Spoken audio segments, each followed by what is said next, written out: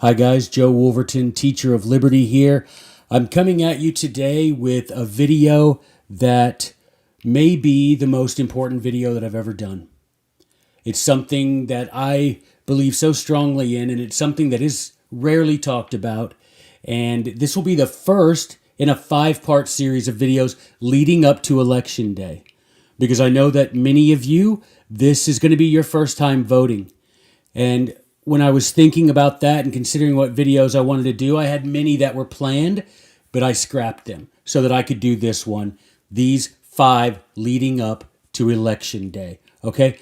Today, I'm going to talk about something that is, frankly, rarely spoken of and that I think is sacred. Every 4 years since 1788, someone has been elected president.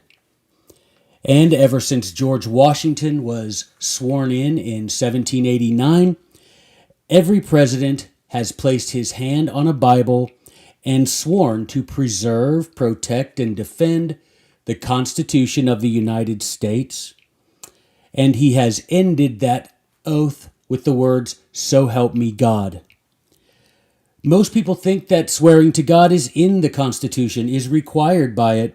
It is in fact that last phrase, "So help me God," isn't even in the document. That was ad-libbed by George Washington at the time, right? Just like putting your hand on a Bible, not in there.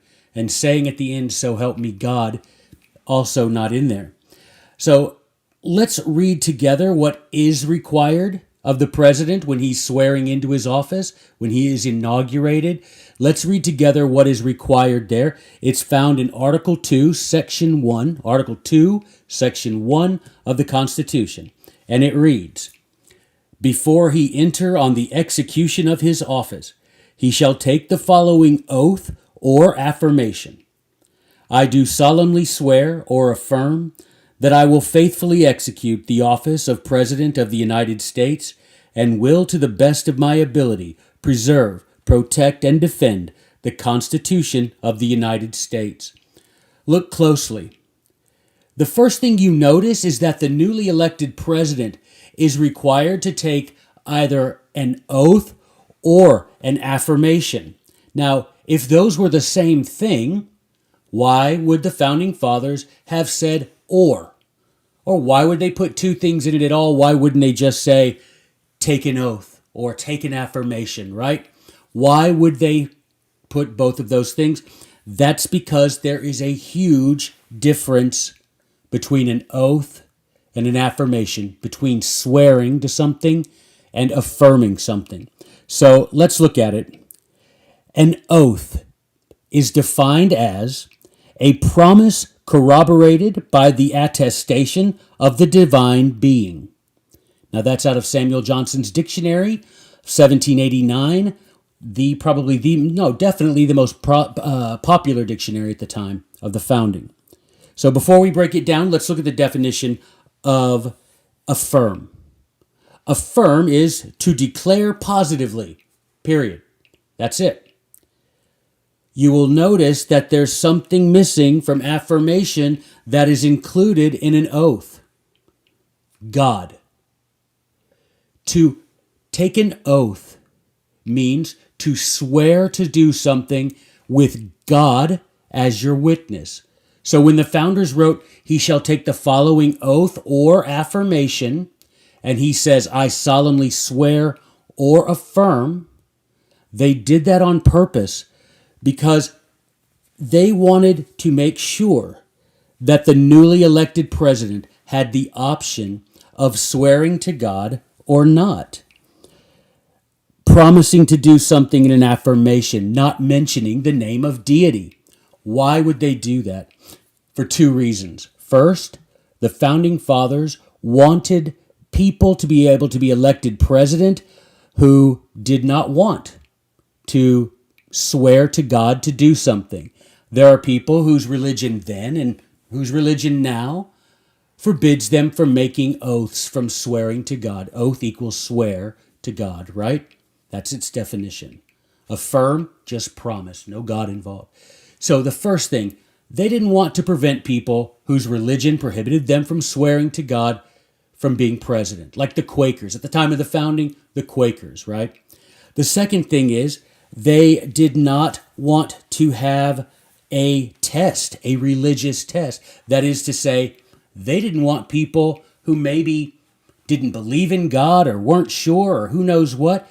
They did not want a religious test for office. In fact, if you look at Article 6 of the Constitution, they specifically said there will be no religious test for holding office. All right? That should help you understand why the phrase, "so help me God," doesn't exist in the Constitution at all. Guys, do you understand? Read Article 2, Section 1. Oath or affirmation. I solemnly swear or affirm.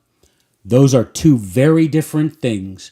They were put in there for a very big reason, and that is to swear an oath is to do so using God as your witness.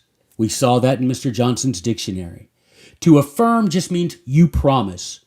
No mention of deity. And the founding fathers did not want to force people to swear to God who was against their religion, and didn't want to force people to declare a religion or even have one in order to be president. Now, I'm going to make a challenge to you, particularly to those of you that this is your first time voting. I want you to go to the campaign website of your favorite candidate, and I want you to look at the things that he's already promising to do. Look at your favorite candidate's website, go down the list of his policies and his promises of what he will do if elected president, and you will see that each of them is already promising and planning to do things that violate the Constitution.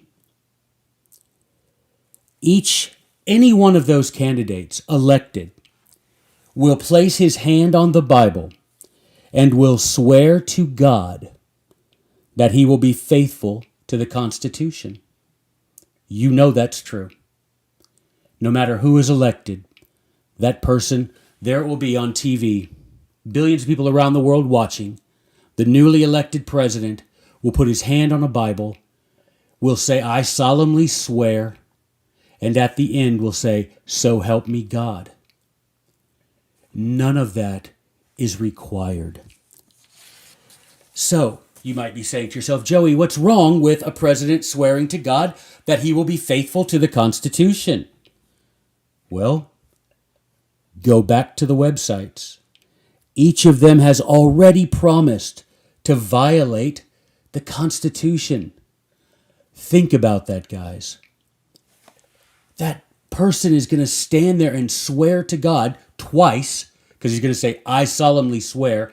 At the end, he's going to say, "So help me God," to do something. So he's bringing God as a witness to the truth of something he already knows is not true, because he's already declared to the world, "I'm going to do these certain things that violate the Constitution."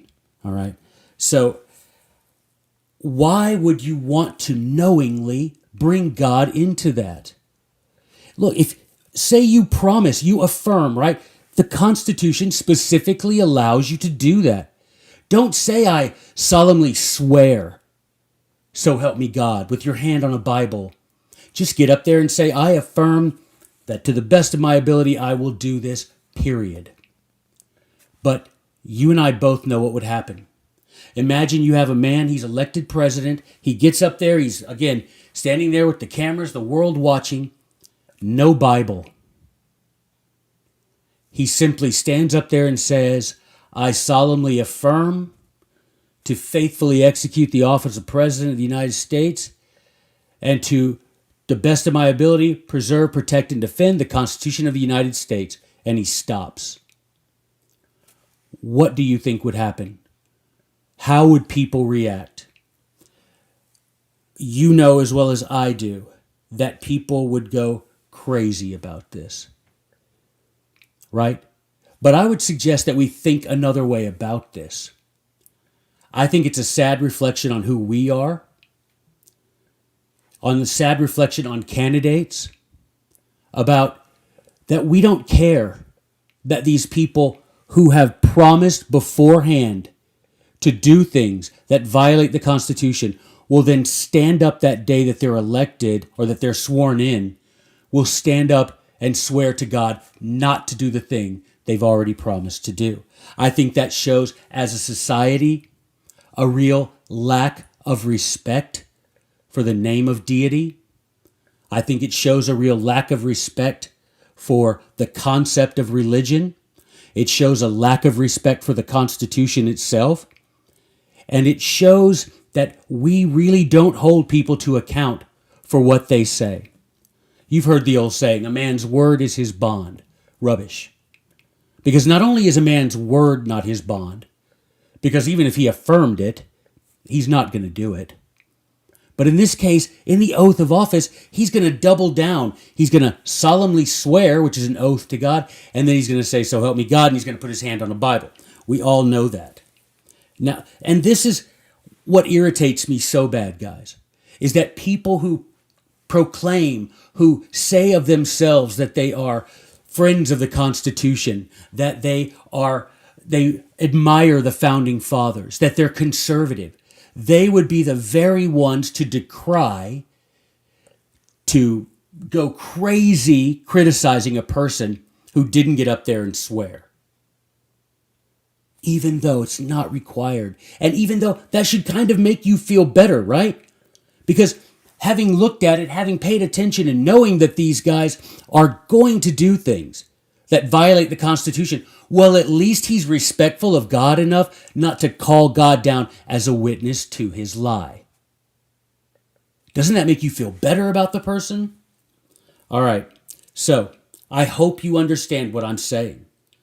We need to be a people who respect the name of deity. We need to be a people who do not expect a president to feel pressure to call God down as a witness. And if a president is smart enough, I dare say righteous and respectful enough not to do that, we shouldn't criticize him. But on the contrary wise, we should respect him and praise him for that. All right. So finally, I'm going to share a few quotes from some of the men that were influential on our founding fathers. These are men that they read, that they quoted all the time.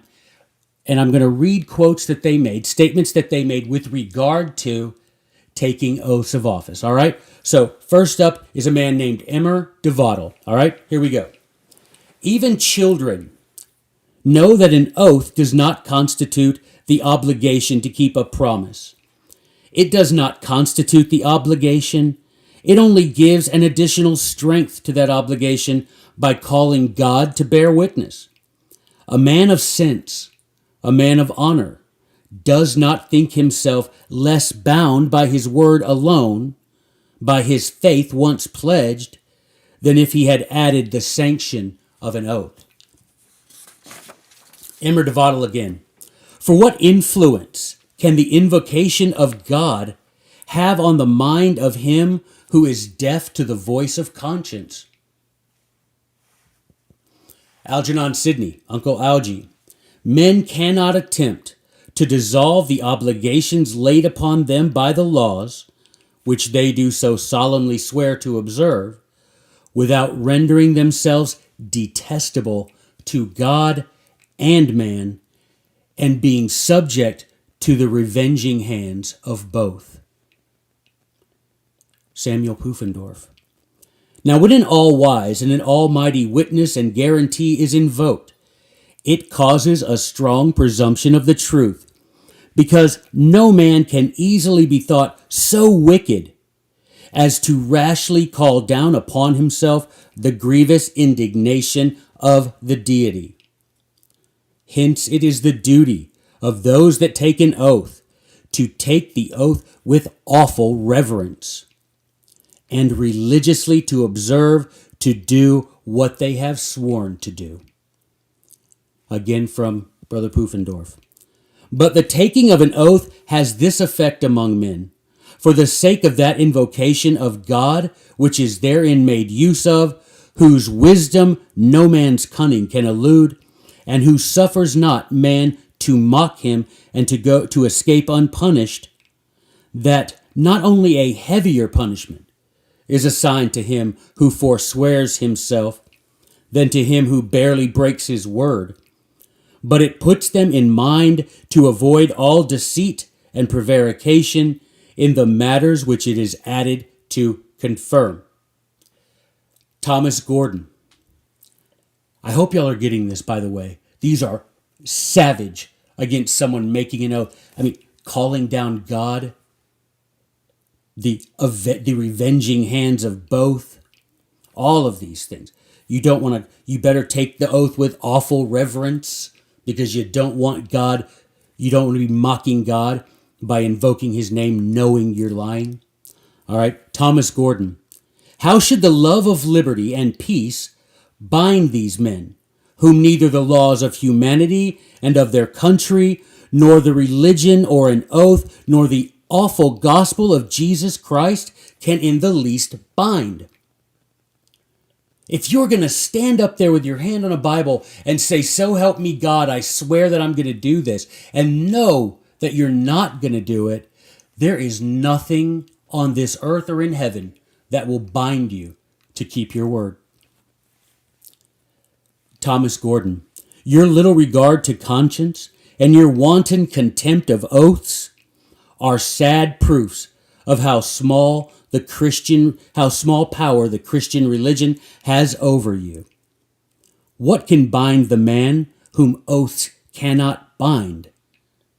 Can society have any stronger hold of him?